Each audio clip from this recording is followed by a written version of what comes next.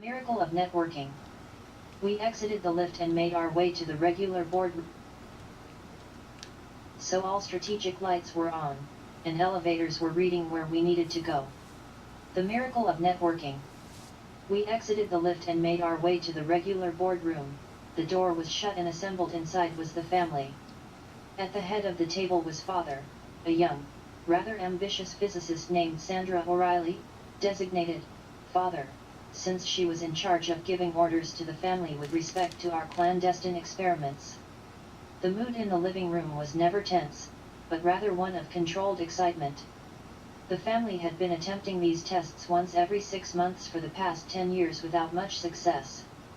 We had gone through several fathers, from the great Dr. Bert Rambert to the lesser-known and constantly drunk Dr. Yao.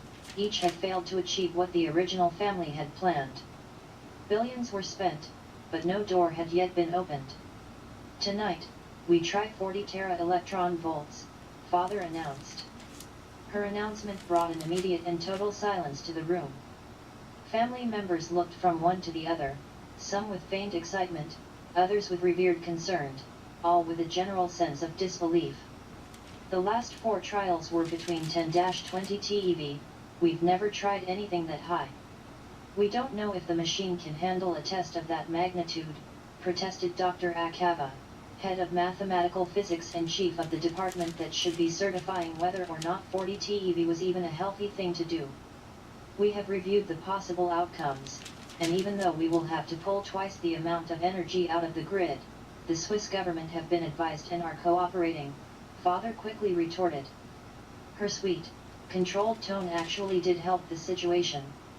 I looked over and Celine had been frantically writing down some calculations on a piece of paper.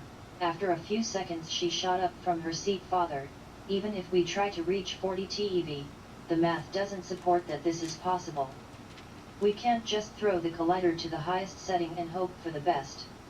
Are there any other objections that you would like noted before we begin the experiment? Father asked, completely ignoring Celine's desperate pleas. Father surveyed the room and could see that she wasn't going to be met with other objections. After all, what was the point? They were going to go unheeded. Excellent, then we shall proceed.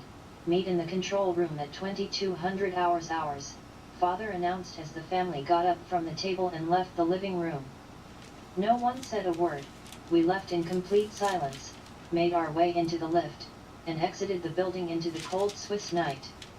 If the machine couldn't handle the electron voltage, it could become structurally unstable and break apart, but being buried underground prevented this from being a catastrophe.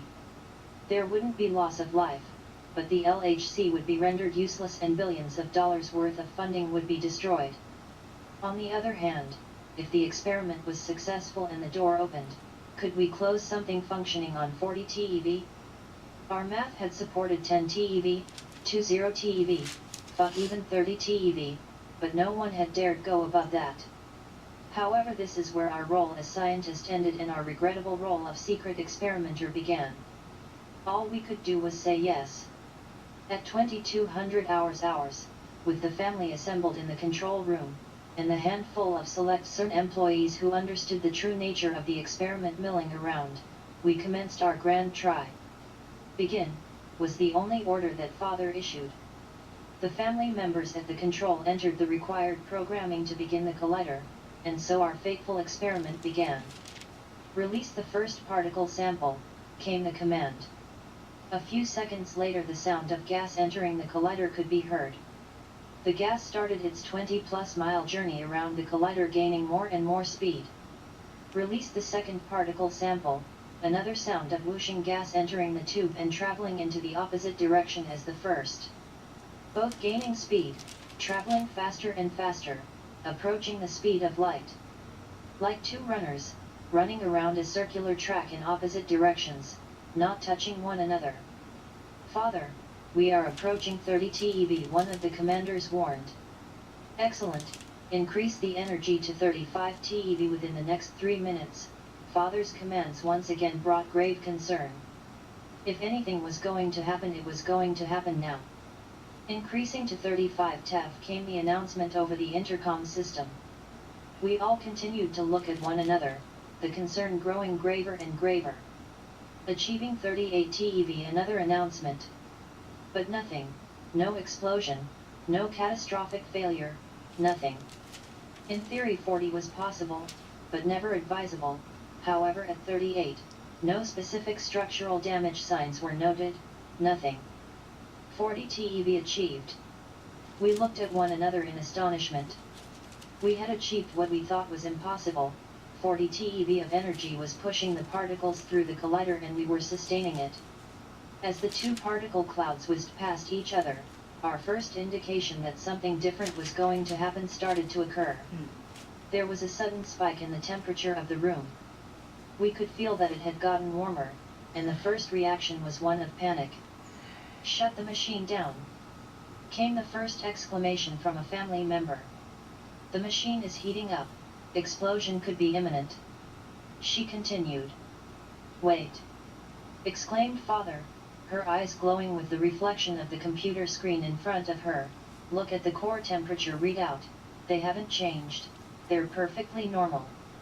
We each looked at the closest computer screen we could find, all of them showing that everything was going well, except for the fact that the thermostat in the room now read 35 degrees Celsius, when we started out at a pleasant 20. Could this be it? Commence the collision sequence. Father barked the order into the microphone near her control console. "Collision in 4, 3, 2, the methodical voice announced over the intercom. An ethereal blinding light consumed the room. I had never experienced anything like this before. The temperature dropped back down to 20 degrees, and the light was overpowering us. We couldn't see our own hands in front of our faces. Suddenly there was a blood-curdling scream, like someone being horribly beaten, followed by complete and total silence and then darkness. "Is everyone okay?" Celine was shouting from her side of the room. "I'm fine," I called back. "Sound off." Mantil, code, FAM 0113D Accord, code, FAM 0115 Chung, code, FAM 0114. The family members present started to scream out their names and code designation as our eyes adjusted to the total darkness that had encompassed the room. With the sound of a bang, the emergency red lighting bathed the room in a lambent glow. We could make out shadows, but no distinguishing features. By this time, approximately 2 minutes after our encounter with the white light, we still had not heard Father sound off. "Where is Father?" Dr. Chung called out. We all turned to the seat that Father sat in, and could see a lump on the chair, but no sign of her. I entered the panel code to open the emergency exit and made my way through the escape corridor to the lighting box at the end of the hall. I turned the breaker and the normal lighting filled the control room again.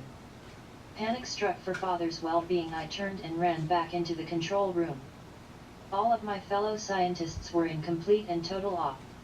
Nothing in the room was out of place, and the temperature had returned to normal.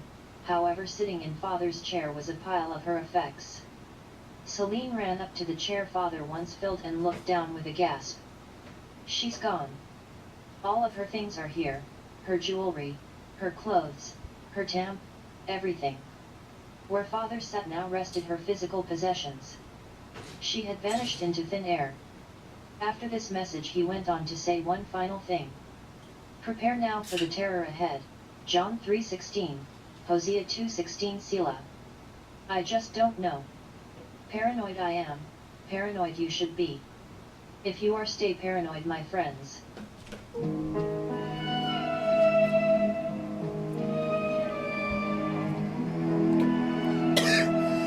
Here you go, guys.